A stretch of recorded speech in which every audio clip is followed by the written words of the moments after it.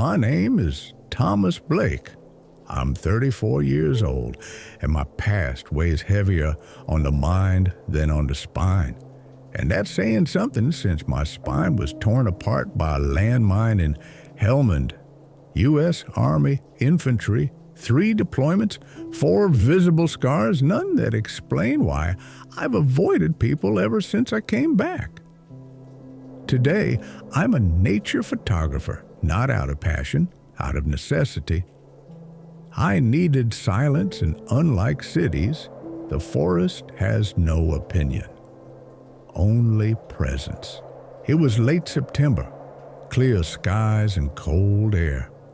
I was in Utah's Winter Wasatch Cache National Forest, looking to photograph an unmapped rock formation I'd found mentioned on an obscure exploration forum. Some guys said there were old symbols carved into the stone. Others said it was a hoax. I didn't care.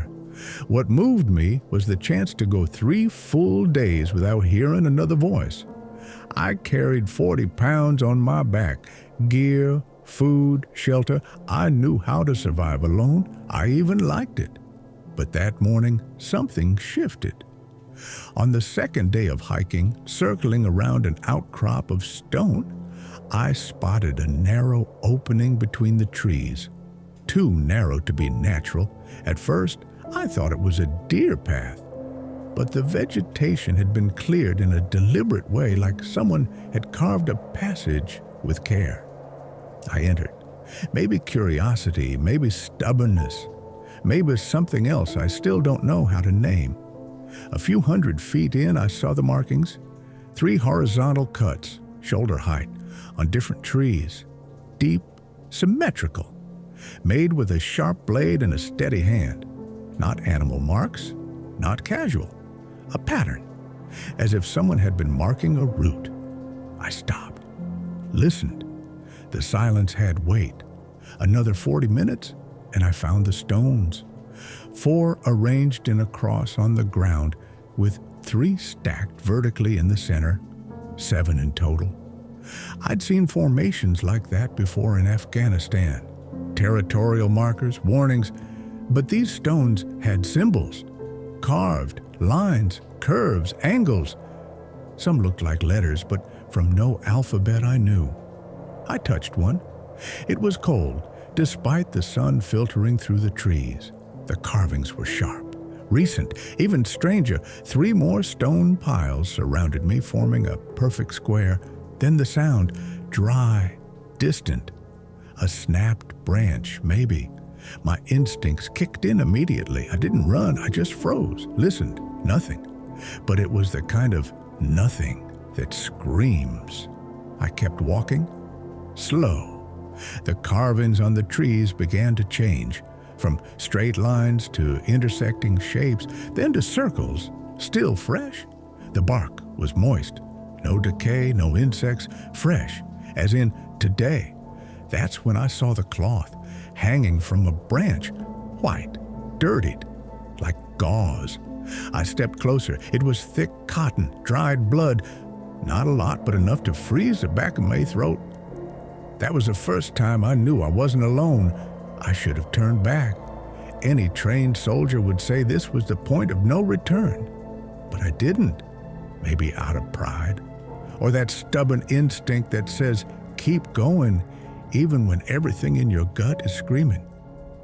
That's when I remembered a quote by Friedrich Nietzsche, one my old commander used to spit out when a soldier froze. If you gaze long into an abyss, the abyss also gazes into you. I follow that thought because the forest felt like an abyss, and something in there was staring back. I stayed in that clearing too long. The mask on the ground told me what no trail marker or tree carving had. I wasn't alone. It didn't look like it had fallen. It looked placed, face up, waiting. I wanted to rationalize it. Wind, maybe, but I knew better. I'd seen too many death scenes in war. The human touch leaves patterns, intentions. That was intention. I zipped my camera bag slowly. The sound felt too loud. I couldn't tell which direction I came from anymore. Trees all looked the same. Paths vanished. GPS still dead. The sun was lowering, but the light felt off. I picked a direction, walked. The tree carvings came back, but now they were different. Curved shapes, strange etchings, again, fresh. Then I noticed something worse. My knife was gone, always kept in the side holster of my pack. Checked it every time. Habit from war. Now it was missing. I hadn't dropped it, I was sure. Someone had touched my gear. A chill shot down my spine. I opened my pack, checked everything, lenses, backup batteries, radio. The radio didn't turn on. Fresh batteries, still nothing. I dropped it on the ground. The impact made a dull plastic crack. Behind me, a sound, dry, like someone stepping back quickly. I spun around, nothing, but I wasn't paranoid. I know the difference between fear and presence, and someone was out there. I walked faster, 5 minutes, 10, then I saw it. A small wooden structure, crude, cross-shaped, lashed with twine. Nearby, a kitchen knife, rusted, out of place. I didn't touch it, not because I was afraid of the knife, but because I was afraid of why it was there. Someone wanted it seen. I kept walking, tripped on a root, left knee cracked hard, stayed down, breathing dust, looked up at the canopy, felt like the trees were leaning in. When I stood, I heard the click, a shutter, not mine, mechanical, distant. Someone had taken a photo. I froze, didn't run, didn't scream, just walked faster, every step heavier. The thought that I was being watched wasn't fear, it was fact. Then in the trees, I saw movement. Not shadow, not imagination. A person, still, half hidden behind a tree, just enough visible to recognize a body. They didn't move, didn't run, didn't hide. They just watched me, and for some reason, that was worse than if they had charged. I didn't confront them. I turned, moved away. And in that moment, I remembered something Werner Herzog once said about the jungle. What I see is a chaotic harmony. But behind the beauty, there is a jungle full of misery, pain, and hostility. I follow that thought because that forest didn't want me there. And whoever was out there, they didn't either. What made me run wasn't the figure, it was their calm. Only someone who already knows the ending stays that still. I didn't. I feared off the invisible path. I wanted to cut diagonally, avoiding all known direction, no trail, no logic, just escape. A few minutes in, the ground changed, softer, darker, recently disturbed. Then I saw it, a shallow pit, covered with leaves, almost natural, except it wasn't. It was a grave. I didn't check for a body. I saw part of a torn boot, half buried. That was enough. I moved faster. Climbing a slight ridge, I spotted something unexpected. A lookout tower, old, wooden, likely abandoned. Hope surged. I ran to it, climbed, careful, each step threatening to splinter. At the top, I collapsed, breathed. From up there, I could see what I hadn't from the ground. A road, maybe 2 kilometers away, barely visible. Then, behind me, steps on the ladder. I looked, no one, but the wood still creaked. Then, around the tower, soft movement, leaves brushing, someone circling the base. I hid behind the cabin wall at the top. Inside, stapled to the wall, was a paper, old, wrinkled, a single line. If you made it this far, you know you shouldn't be here. No name, no context. I stayed still. Then, a voice below. Hey, you all right up there? A man, voice calm, wore a ranger jacket, ball cap, average build. I'm with the Park Service, saw your light. You lost? I climbed down. He offered a direction. Said a service road was nearby, 5 minutes, and I'd hit pavement. There was a gas station. He'd patrol the area. I nodded, thanked him. He turned, disappeared back into the trees. But something sat wrong. He didn't have a radio, no badge. His boots were too clean, his hands streaked with dirt, like he'd been digging. I said nothing, walked alone to the road, found the station, called for emergency transport, sat on a concrete bench, waiting. I didn't look at the trees, didn't look at anyone. I used to think isolation was healing, that silence was safety. But after that day, I learned something worse. The scariest kind of fear doesn't scream, it watches from up close for hours without ever needing to reveal itself. I always come back to a quote by Joan Didion, journalist and author. We tell ourselves stories in order to live, but sometimes the real stories don't want to be told. I follow that thought, and that's why this story ends here, even if it hasn't really ended.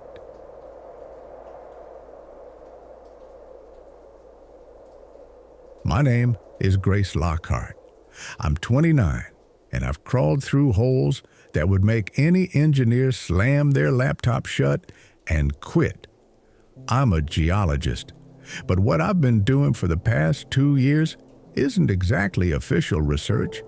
It's more like technical trespassing. Forgotten maps, abandoned structures, layering old civil records with satellite data. It's like ghost hunting, except my ghosts are made of concrete. That's how I found Fort McLean, a decommissioned military base in the Arizona desert, shut down in 1996, known for nuclear silos and underground storage, officially cleared and sealed, no risk. But when I overlaid thermal imaging with the original 1962 schematics, I saw something nobody seemed to notice. A rectangular thermal anomaly in what used to be Section B, an area that doesn't show up in any post-deactivation documentation. I went there in late October, that kind of dry heat that glues dust to your skin like glue. I brought a flashlight, respirator, thermal camera, cutting tool. Alone, always alone. I don't trust partnerships underground. The entry wasn't hard to find. An old drainage pipe filled with trash, sealed with rusted grating. 30 minutes with a saw, and I was in. The air smelled like damp metal, but it was too fresh, as if there was circulation. Mental note. That meant only one thing. Some kind of power was still active down here. I slid through the pipe and reached the main level, a narrow gallery with thick concrete walls, intact ceiling ducts, temperature constant, no animal signs, no sound beyond my own footsteps. That's when I saw the first camera, top right corner of the hallway, small, modern, active duty tech, pointed directly at me. I stopped, breathed, didn't panic, not yet. Old cameras are common in places like this. Sometimes urban explorers install their own. But this was different. The LED was on, recording.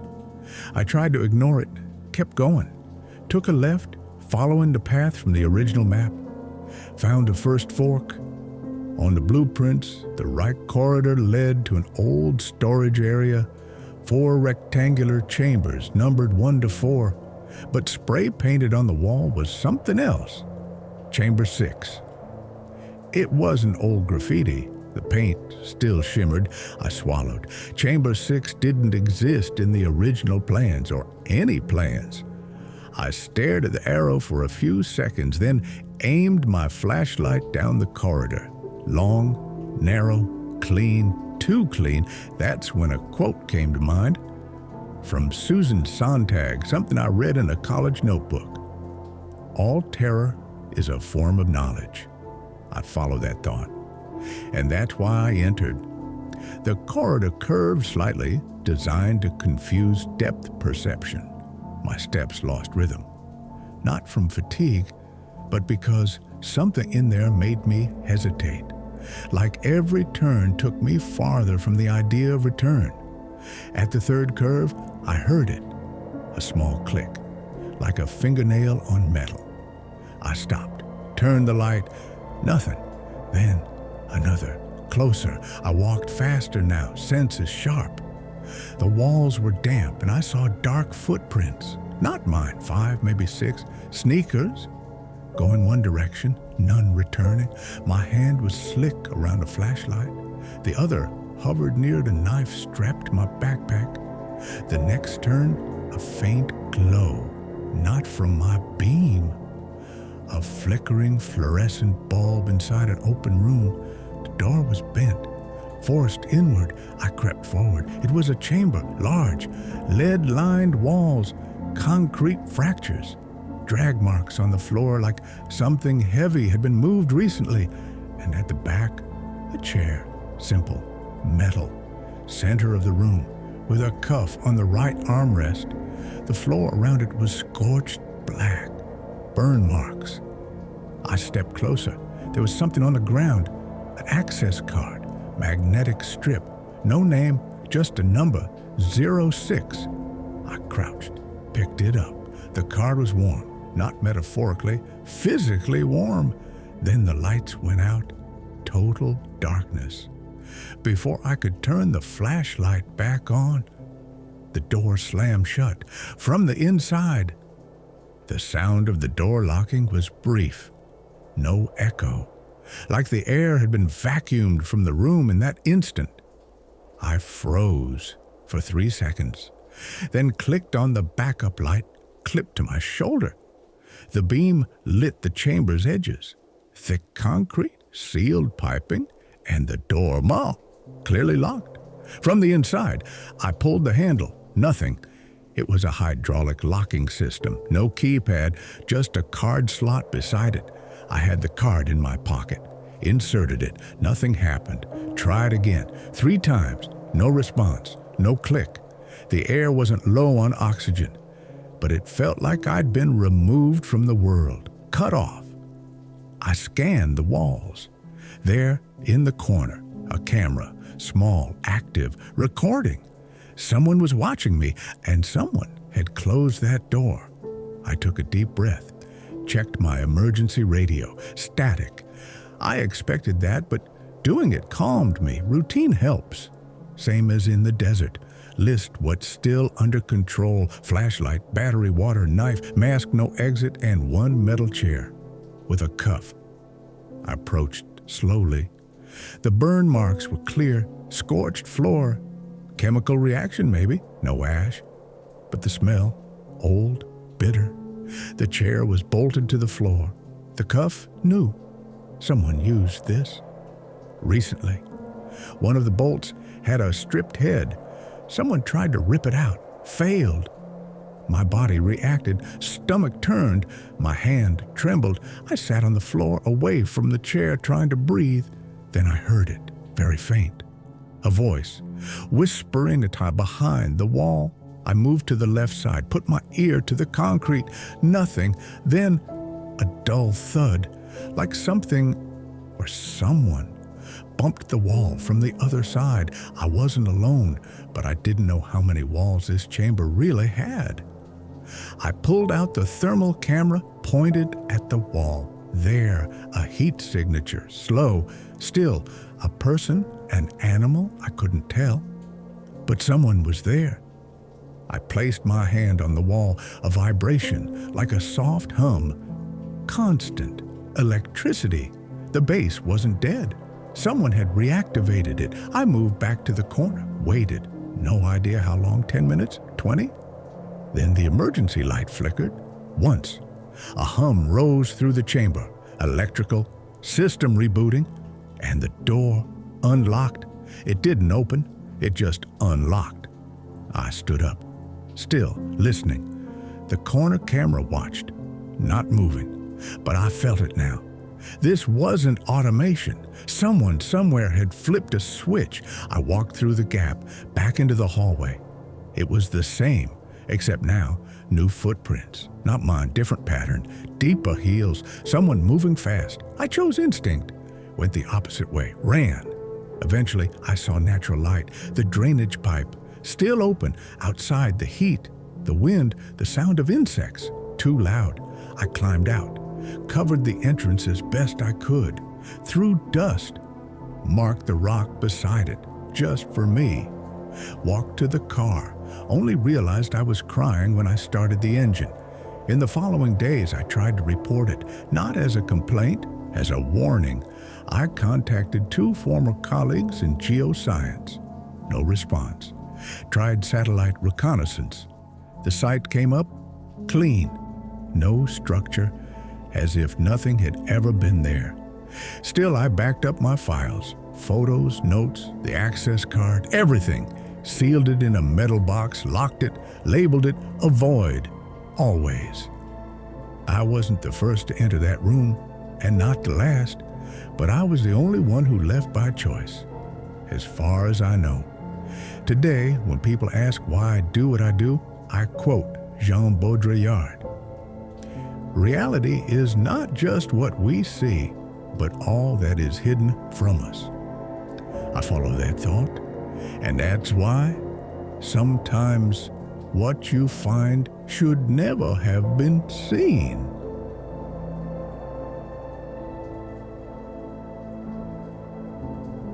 I didn't want to go, but I went. You do this kind of thing for friendship, or cowardice, or just to avoid being the only one left out of a story that'll be told as a joke at some bar while you try to explain why you said no. Ethan convinced me in 3 sentences. It'll be quick. There's clean access around the back. We're not going into the sealed wings. 3 lies in hindsight. The place was called Belmere Psychiatric Center, shut down in the late 90s after a scandal involving forged evaluations, missing patients, and a whole wing condemned by health authorities. About 30 minutes outside Chicago, swallowed by weeds and trees, officially sealed. But the side door, near the old generator, was open, not broken. Open. That should have been reason enough to turn back. But Ethan's camera was already recording. Andre climbed the wall laughing like he was back in high school. Talia followed him with the tripod in hand, serious, calculating light angles like it was a thesis. And me? I came out a social survival instinct, nurse by training. Last to say yes, first to figure out how we'd get out if things went wrong. The air inside smelled like dry dust, wet paint, and metal. The floor still showed marks from furniture. Someone had moved things recently. Ethan noticed first. This isn't abandoned. He was filming the hallways, flashlight clipped to his chest. Or someone's living here, I said. Even better, story within the story. He smiled without looking at me.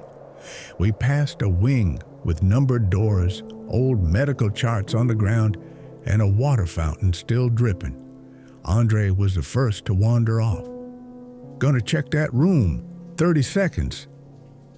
It wasn't the first time he disappeared, but it was the first time he came back silent. When he returned, you could see the difference. Slower, his eyes less sharp. Talia asked what he saw. Nothing, just a dark room. Ethan filmed anyway. Talia found a file room, ransacked, but something in there made us stop. Medical reports typed out, no names, just codes. The notes read, prolonged restraint, level 3, no improvement, keep contained. I read aloud, aware of containment, but unresponsive to pain. No one said anything. Later, reviewing Ethan's camera footage, something came through the audio. A whisper, barely audible, but clear with the volume up. Someone says, Melissa, my name, but I never heard that live, and neither did anyone else. At that moment in the video, I'm reading the file, alone. Ethan swears he didn't edit it, and Andre just watches. We stayed 2 more hours in the building, but that was the last thing I remember clearly. After that, everything turned to shadows and echoes. The first thing that went wrong was the light. My flashlight shut off. Not flickered, not dimmed, went dark, like someone had yanked a cord on my safety. I was upstairs with Talia checking what used to be the observation wing. Ethan and Andre had stayed on the main floor, filming the central infirmary. I called Talia. She turned toward me with her light still working. "Battery dead?" she asked. I checked the display. Fully charged. That's when I felt actual fear. We went downstairs. Ethan was alone. "Where's Andre?" "Was just here. Went to check the surgery room. Left his phone recording." His phone was still there, leaning against the wall, still recording. We played it back. There was a low sound, deep, constant, like pulleys turning. Then a second sound, something being dragged. We walked through the wing, knocked on doors, called his name. Nothing. Then Ethan spotted the light under a locked door. One of the containment rooms. We tried to open it, locked from the inside. "Andre?" Ethan called out. Silence. I pounded hard. The door held. "Try to kick it in," I said. Ethan didn't hesitate. 3 kicks. The frame cracked. The room was empty. Perfectly clean, but there were signs. On the floor, drag marks, metal, rope, like someone had been tied down there and removed minutes ago. And in the corner, a hospital wristband, new, with yesterday's date, name, rubbed off. Talia started crying, softly, like she didn't want to disturb the building's sounds. We ran out, no discussion. Halfway out, Ethan stopped. "Wait, the footage." "What?" "It's missing clips." He showed us. Out of 4 hours of footage, only 2 videos remained. One showed Ethan walking alone down a hallway he swears he never entered. At the end of the video, he points the camera toward a room. I'm lying on a gurney, asleep. But I never slept, not there, not then. Ethan looked at me, his mouth dry. That wasn't me. We left shortly after, without Andre, filed a missing persons report. 2 squad cars went out. 3 hours later, the sheriff called us back. Said they found nothing. Said that the building doesn't exist in city records since 2001. Said it was probably some squatter site. Today, no one talks about it. Talia deleted her Instagram. Ethan shut down his channel. I changed my number. But sometimes, late at night, I replay the first audio. The one where someone says my name. Melissa? It sounds different now. Like whoever spoke wasn't calling me, but talking about me. There's a quote by David Lynch I've carried since I was a teenager, and now it finally makes sense. The secret isn't what you hide, it's what you show, but no one understands. I follow that thought, and that's why we never went back, and never will. Because that building may not exist in the records, but someone right now is still in there filming.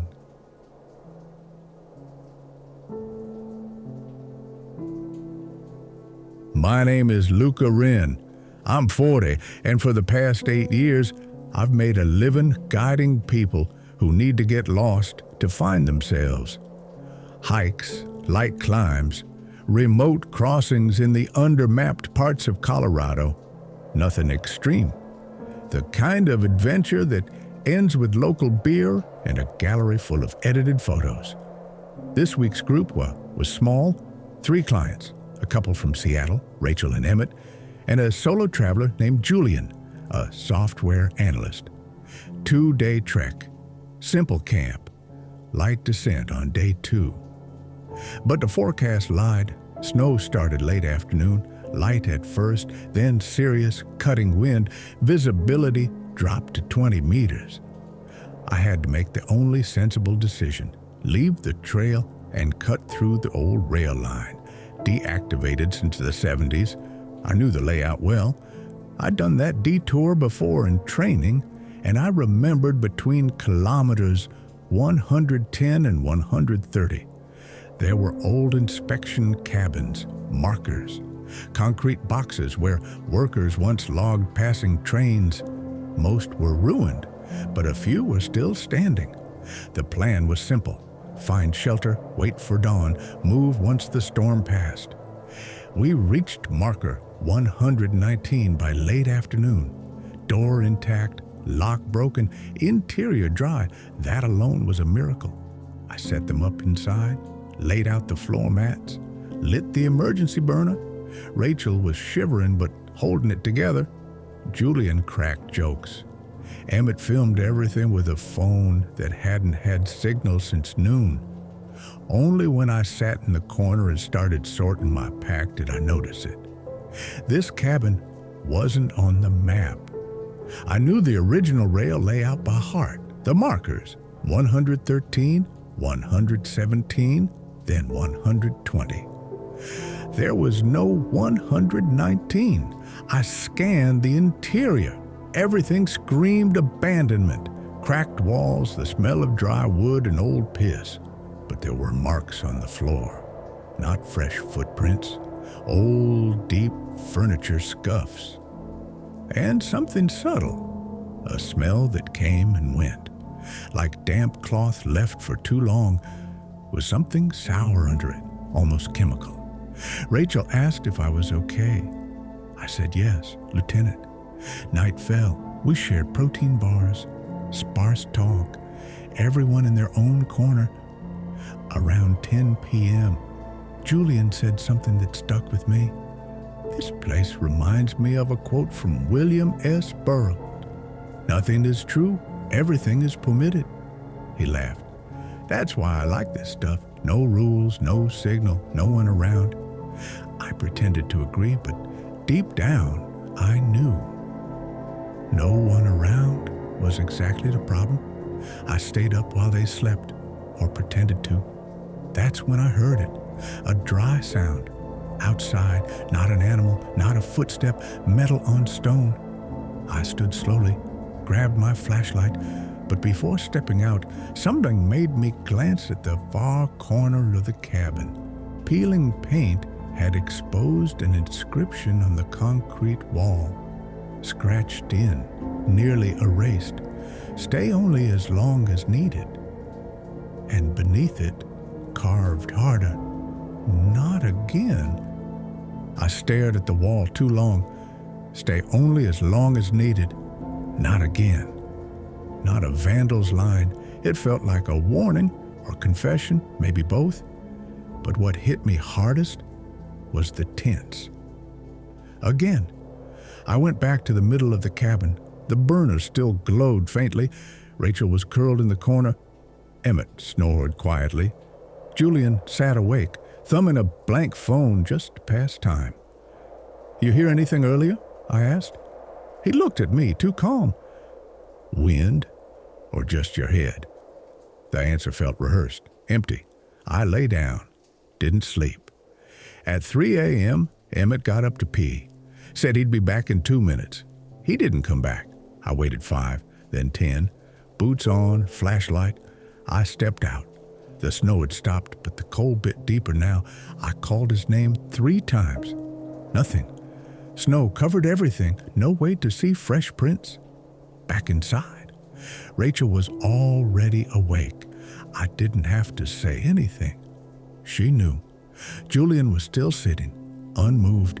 We searched for 20 minutes. Nothing. No sign. No echo.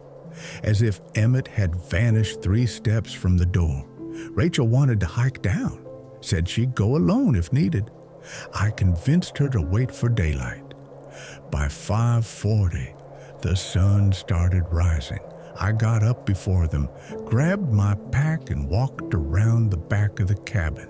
I needed to move, think. That's when I found the door. A second door, almost hidden behind a fallen shelf and torn tarp. I'd assumed it was just cracked wall, but now I saw it. A frame, a rusted handle, just enough clearance to pull. I pulled. The hinge screamed, but gave. Behind it, a short corridor, maybe 5 feet, leading to a smaller room, an annex that wasn't supposed to exist. In the center, a chair, metal, rusty instruments around it, wires on the walls, a hook on the ceiling, and on the floor, an object, a badge, old rail company logo, name rubbed out, but handwritten on the back. Marker 119, protocol active.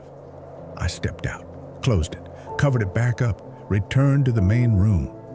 Julian was gone. Rachel looked at me like she wanted to ask something, but didn't. We hiked down mostly in silence.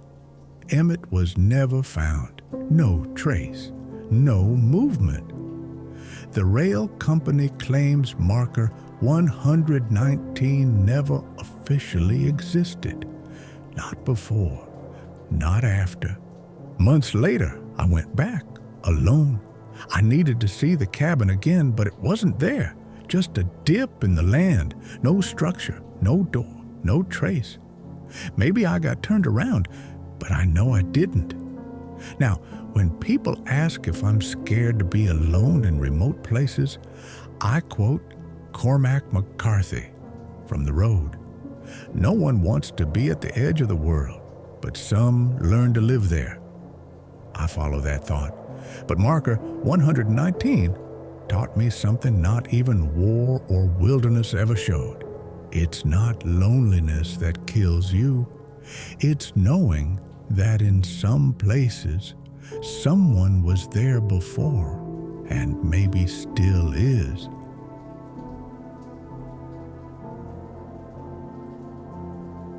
I never really liked camping, but Derek made it sound cool. 2 nights in still water, clear skies, a hike off the main trail where, according to him, the map just kind of stops. Ava rolled her eyes when he said it, but we still packed up our stuff, filled the tank, and left Seattle before sunrise. The car ride was loud. Jules played her cryptid podcast, a guy talking about Appalachian mimicry legends, and Derek kept making dumb noises to scare her. I stared out the window and watched the green get denser, thicker. I remember thinking, we're not going that deep. Stillwater was busy. Other cars, people with trekking poles and Patagonia vests. Nothing weird. The trailhead was clean, the signage new. The place was beautiful. That made what happened worse. We hiked for about 2 hours, then took a detour. Derek had found a discussion thread where someone mentioned a clearing past mile marker 7 down a path not officially maintained. It was marked with a rock stacked in 3s. Of course it was. Off-grid, but still get bars, he said. Just creepy enough for Jules. She grinned. If we get eaten, it's content. The clearing was real. Flat ground, soft moss, dead silent. There was a pile of old stones in the center, like a fire ring no one had used in years. I checked my phone again. Still no bars. Jules unpacked her mic. Derek started filming. Ava sat on a log chewing beef jerky quiet. We were there maybe 15 minutes before things got strange. First, Jules asked where the voice recorder went. No one had touched it. Then Derek said he kept seeing movement at the edge of the clearing. I looked. Nothing. But I felt it too, like something watching. Ava said it first. That's not a deer. We all looked where she pointed. Between 2 trees, maybe 30 feet out, was a shape. Tall, still, not fully visible, like it was blending with the bark and shadow. And then, I swear, it moved. Fast. Not toward us, just gone.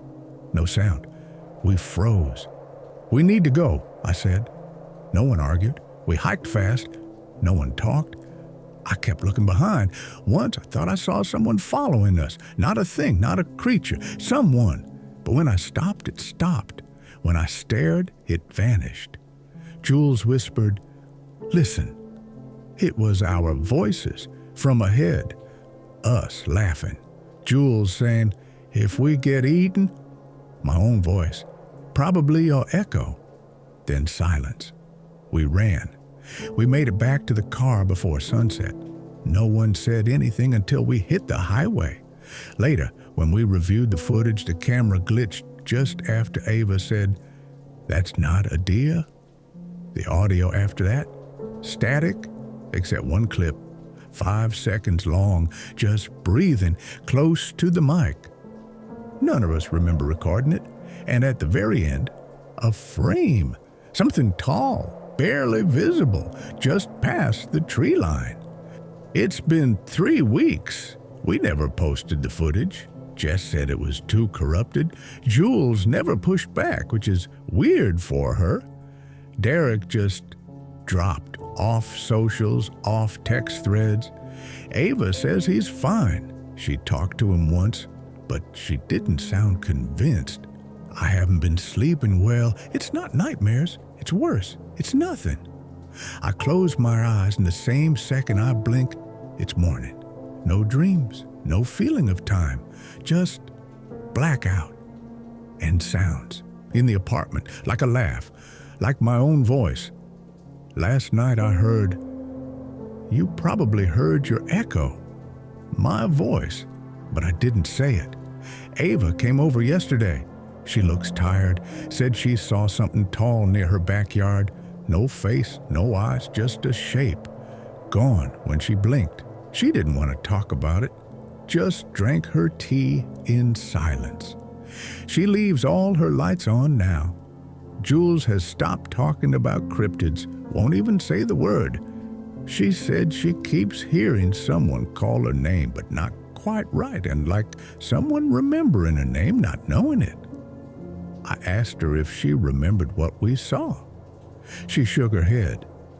It didn't look like anything. What do you mean? It looked like nothing, but my body knew it was wrong. I tried to write everything down. I still do. I look at the camera footage again and again. The static gets worse every time. Or maybe I'm just noticing it more. Sometimes I swear I see a second shadow next to me, just at the edge of the frame. I scrubbed through the audio, the breathing is still there, but last night there was more. After the static, a whisper. Come back. My voice. We all lived. That's what people say when they don't understand what dying really means. We left Stillwater, but whatever was in those trees, it didn't stay behind. Like Shirley Jackson said, no live organism can continue for long to exist sanely under conditions of absolute reality. I follow that thought.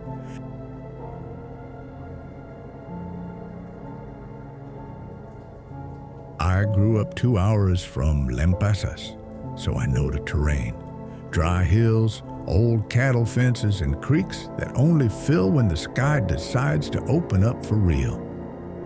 Cass said she wanted to see something Texas weird before we all graduated, and Joey was already Googling ghost towns. Lena just said she'd come if someone brought snacks. So we packed the Jeep and drove south. The destination was Dry Bones Creek, not the official one on the map, but the trail locals talk about. A washout behind an abandoned field half a mile off any maintained path. Derek, an old friend from high school, mentioned it once at a bonfire. He said, "You followed the dry bed until it spits you out at a stone bridge. No signs, no fences. You'll know when you're there." It was hot, even in the morning, the kind of heat that makes everything feel thinner, stretched. We parked near a closed gate, hopped the fence, and started walking. Joey had his GoPro clipped to his chest and was already narrating, like we were influencers. Cass filmed with her phone. "Say hi to the 3 people who'll watch this." Lena smiled but didn't speak. She rarely did, just watched. Always watched. The creek bed started wide and easy, hard-packed dirt, a few beer cans, tire tracks, probably ranchers. But the deeper we went, the more the world closed in. Thorn bushes, low mesquite, buzzards overhead, no signal. Not that we needed it. We passed a rusted cattle gate, half swallowed by brush. Then something else. A denim jacket, ripped and faded, hanging from a branch. Joey poked it with a stick. "Campers?" "No fire pit," Lena said. "Looks old," I added. Cass took a photo. "Creepy. I like it." About an hour in, we saw something new. A circle of stones blackened at the center. A fire ring, but not old. Ashes still soft, charcoal, a bit of wire, half-melted plastic. We got quiet. Lena crouched by the ashes. "This was used recently." Joey found scratches on a tree nearby, not carved, scraped, frantic, like someone with bare fingers had clawed at the bark. It looked like panic. Cass muttered, "We should keep moving." We did. Not long after, the smell hit. It wasn't strong, but it was wrong. Not rot, not death, just human. Sweat, piss, dirt, sun, the kind of smell that says someone lives here and they don't leave. We slowed down. No one joked anymore. Then Joey stopped. He knelt by a rock and pulled something out from under a bush. Holy shit. A camera, old, plastic, 35 millimeters dusty, but intact. There was still a roll of film inside. I checked, loaded. Cass took it from him. Do people even still develop these? "I know a guy," I said, mostly to fill the silence. That's when we saw him. At first I thought it was a tree, then it moved. Far back, maybe 60 feet up the creek. Standing between 2 trunks, a man. Thin, naked, covered in grime, arms limp, shoulders hunched forward, watching. No one spoke. Even Joey was silent. He didn't move, not toward us, not away, just watched. His eyes were swollen from sun or dirt or both. I whispered, "Let's turn around." Cass was already backing up. We didn't run, not yet. We walked fast, stumbled more than once. At some point, we heard movement behind us, twigs breaking, slow footsteps. Every time I looked back, I saw nothing, but I knew. He was following. Then came the sound, not words, just a noise, deep and raw, a single yell, like a man breaking or boiling over. It came from the trees, maybe 30 yards to our left. That's when we ran. We reached the Jeep without looking back. Piled in. I drove without speaking. Only when we hit the gas station off Route 183 did I realize I was still holding the camera. No one said a word until we dropped Joey off. Even then, only Cass broke the silence. "What the hell was that?" No one answered. It took me 3 days to get the film developed. The guy I knew, Travis, worked out of a print shop in Austin. He joked when I handed it to him. "Damn, haven't seen one of these in years. What is it, a wedding?" I told him it was just some shots from an old hike. He called me that night. Said I needed to come pick it up in person, wouldn't send it digitally. When I walked into the shop, he didn't say anything, just handed me the envelope. There were 12 prints. The first few were what you'd expect: brush, dirt, maybe someone walking past, all blurry, all crooked. But then they got clearer. There was a photo of Joey laughing, a shot of Lena crouched near the fire ring, one of Cass turned toward the camera, half smiling. Then one of me looking at my phone. I don't remember anyone taking it. The timestamps, all of them, matched the morning we left, before we even found the fire ring, before we saw the man. The last photo stopped me. It was dark, the angle low, hidden. We were all there, in frame, sitting, resting, and behind us, just barely in the shadow line of the trees, a figure watching, same posture, same shape. He'd been there longer than we thought. I haven't told the others. Lena's quieter than usual. Joey acts like nothing happened. Cass posted one blurry shot of a tree and captioned it "Haunted AF," but hasn't replied to my texts.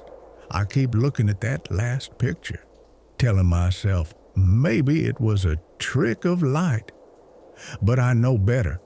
Like Capote said, the truth is more strange than fiction, because fiction has to make sense, and none of this does.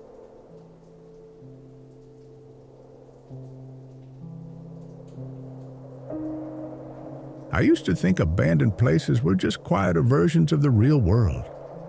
That was before the quarry. We left Ames around 10 a.m., car loaded with gear and too much energy. Elijah drove, like always. Becca rode shotgun, her playlist bouncing between ambient folk and horror soundtracks. I sat in the back with Morgan, who was already filming clips for her YouTube intro. "First quarry trip of the year," she said, pointing the lens at each of us. "Say hi to future trauma." It was supposed to be a one-night camp out. Swim, chill, drink a little, maybe shoot some drone footage. The quarry was technically off limits, but everyone knew someone who'd gone. Nobody got caught. The place sat behind a retired limestone facility, past a crumbling access road and a chained metal gate. Elijah had found a way in last year through a broken stretch of fence near the south slope. "Still clear," he said, crouching through the gap. "No new signs." Morgan filmed. Becca lit a sage stick and waved it lazily. "For protection," she joked. But her tone wasn't totally light. We hiked along the ridge first, jagged rocks, scraggly brush, and a kind of silence that doesn't feel earned, just abandoned. The pit below shimmered with algae-colored water, still as glass. Half-submerged equipment jutted out like bones. We set up camp near a shallow ledge overlooking the basin. It was a beautiful spot, weirdly untouched. No trash, no graffiti. That should have been our first clue. After lunch, Elisha spotted another path down, partly overgrown. "Want to check it out?" he asked. "Could be old tunnels down there." We followed him. 20 minutes later, we reached a concrete barrier, busted open like something had punched through it. Beyond that, silence, and a second quarry, deeper, darker, with no sun hitting the bottom. There were signs this place had once been used: a rusted cart rail, a half-buried winch, metal rods sticking from rock walls like broken ribs. And farther in, under a ledge, we found the first sign that someone else had been here: a tarp weighed down with bricks. Morgan pulled it back. Underneath, a makeshift bedding area, torn blankets, half-eaten cans, stacked bottles of water. On the far wall, a hanging figure. At first, I thought it was a mannequin. Then I saw the cement poured around the hands and feet, bones fused into the shape of a doll, joints wired, eyes painted black. We didn't speak. Then Becca whispered, "We should go." Elijah nodded. "Now?" But it was already late, sun dipping behind the ridge.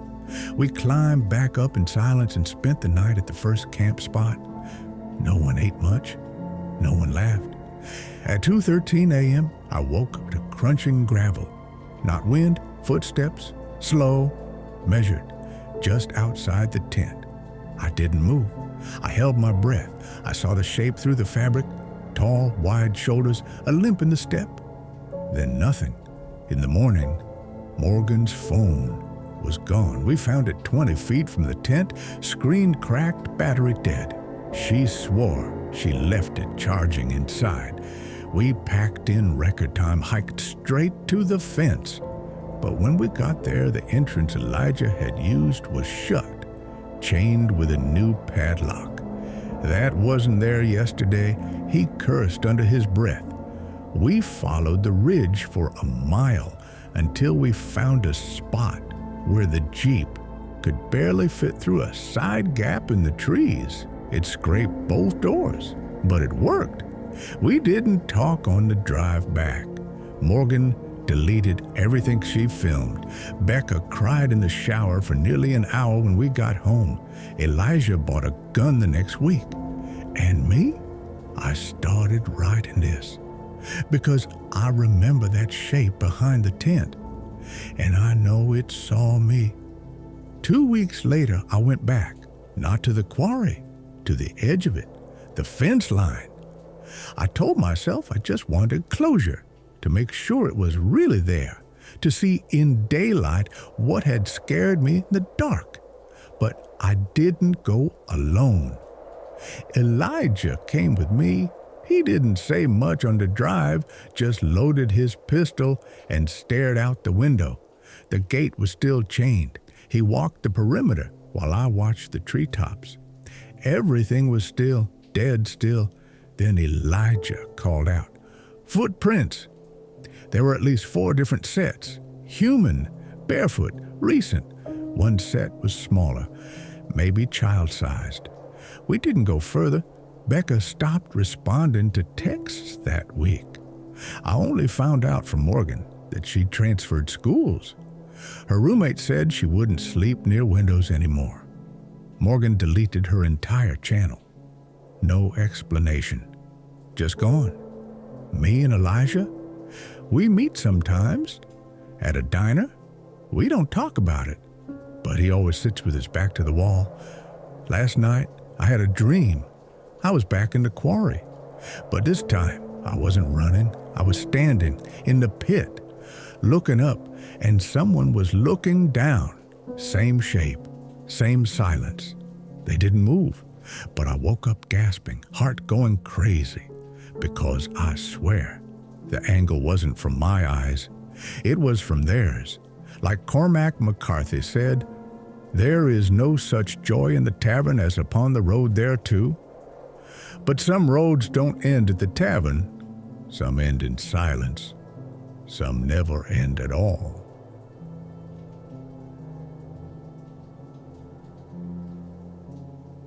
I never liked the ocean. Even as a kid, I'd stare at it too long and feel dizzy. Not seasick, just overwhelmed. Like there was something underneath, watching, waiting. Morgan said I was being dramatic. "Come on," she grinned. "You're telling me you don't want to find a secret cave that only shows up when the moon's just right? That's pure movie material." That's how we ended up in Miller's Break, a jagged inlet off the Maine coast, staying in a weather-worn rental with bad plumbing and a perfect view of the water. Morgan had found the location on a weird travel thread, something about an intertidal cave that only appears during rare, ultra-low tides.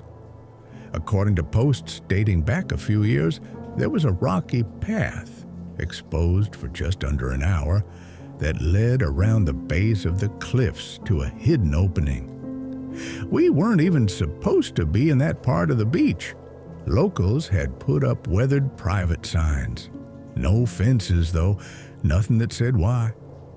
Tess was hesitant. Leo joked his way through everything. I didn't argue. I never do. I just go and wait for the part where it goes wrong.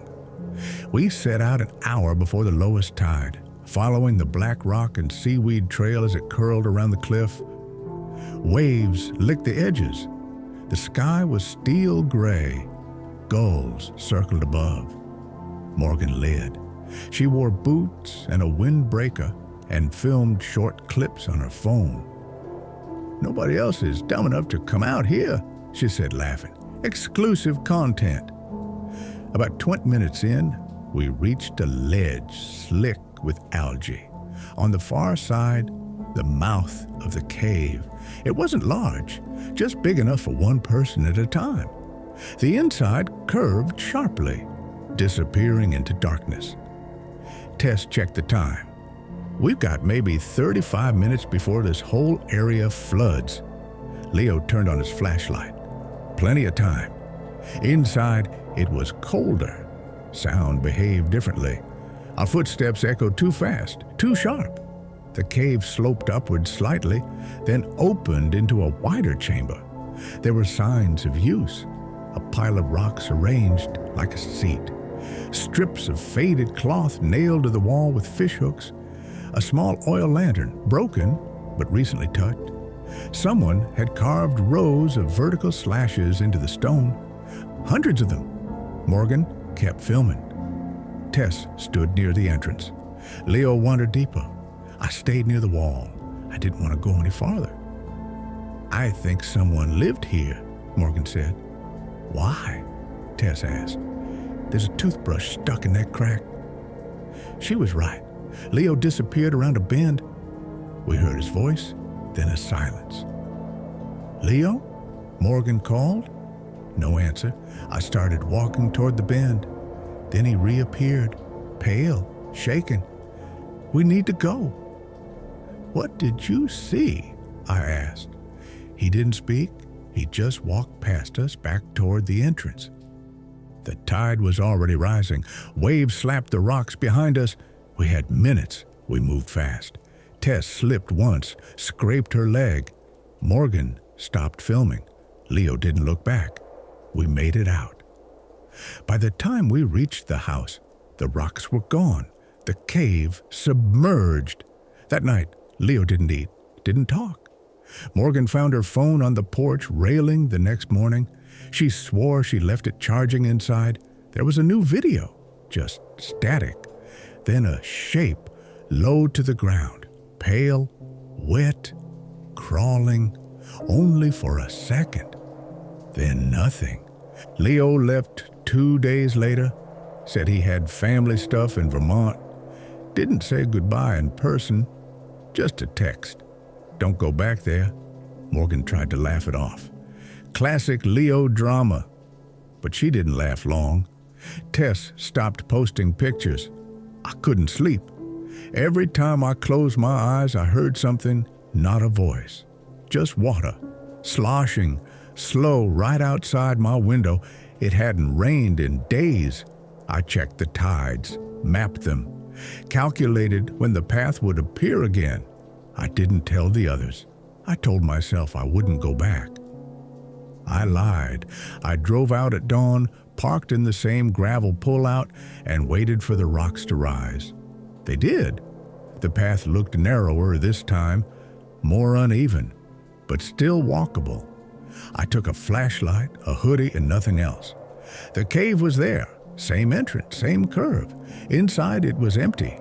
No cloth strips, no toothbrush, no carved marks, just smooth, wet stone.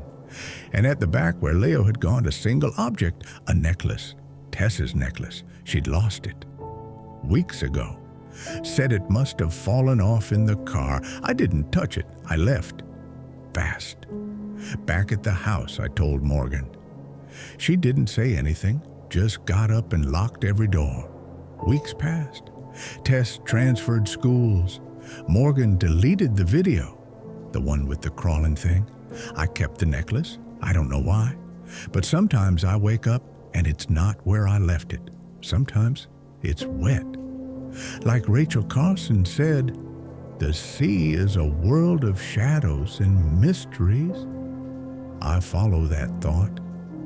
We thought we visited a cave, but maybe we just knocked on something's door. And maybe it remembered. But what if someone or something was reading you too? Fifth Floor View is just one of the original stories from Nightmare at 3 a.m., where the terror doesn't come from ghosts or monsters, but from something far more real, human, patient, watching, closer than you think. If this story made you pause before looking in the mirror, if it left something crawling under your skin, you're exactly where you need to be. To get more stories like this, slow-burning, immersive, and deeply unsettling, subscribe now. We don't offer comfort, only truth and tension. Now tell me, did you make it all the way through? Which moment got to you the most?